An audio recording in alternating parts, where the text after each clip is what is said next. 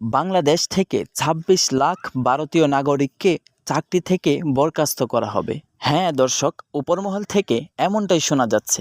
ঢাকা বিশ্ববিদ্যালয়ের শিক্ষক, বর্তমান অন্তর্বর্তীকালীন সরকারের আইন ও প্রবাসী কল্যাণ মন্ত্রণালয়ের দায়িত্বে থাকা ডক্টর আসিফ নজরুল এক প্রেস কনফারেন্সে এ বিষয়ে কথা বলেন। দর্শক, ভারতীয় নাগরিকদের চাকরিচ্যুত করা এবং বাংলাদেশি নাগরিকদের চাকরির সুযোগ দেওয়ার বিষয়ে কি বলছেন তিনি, চলুন দেখে আসি। যখন পাকিস্তানের শাসনাধীনে ছিলাম, অত্যন্ত যন্ত্রণাদায়ক শাসন ছিল, আমাদেরকে নানাভাবে তারা শাসন করেছে, আমরা সবাই এটা জানি। আমার প্রশ্ন, যখন আমরা পাকিস্তানে আমলে ছিলাম তখন কতজন পাকিস্তানি এই দেশে চাকরি করত? আর এই স্বাধীন বাংলাদেশে কতজন ভারতীয় এই দেশে চাকরি করে? আমরা পত্রপত্রিকা করি ২৬ লাখ ভারতীয় চাকরি করে। বাংলাদেশের ছেলেরা চাকরি পায় না, রাস্তায় রাস্তায় ঘুরছে, আর ভারতে সেখানে চাকরি করছে।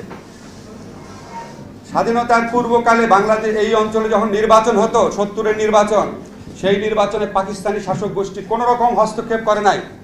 যদি করতো তাহলে তো বঙ্গবন্ধুর দল এরকম ভূমিধস বিজয় পেত না।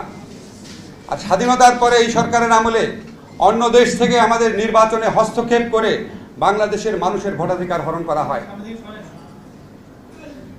আপনারা প্রতিটি ক্ষেত্রে দেখবেন আমরা পাকিস্তান আমলে পাকিস্তান দ্বারা যতটা নিষ্পেষিত হয়েছি, যতটা অত্যাচারিত হয়েছি, যতটা শোষিত হয়েছি, তার চেয়ে অনেক বেশি এই স্বাধীন দেশে বসে ভারত দ্বারা শোষিত হই, ভারত দ্বারা অত্যাচারিত হই।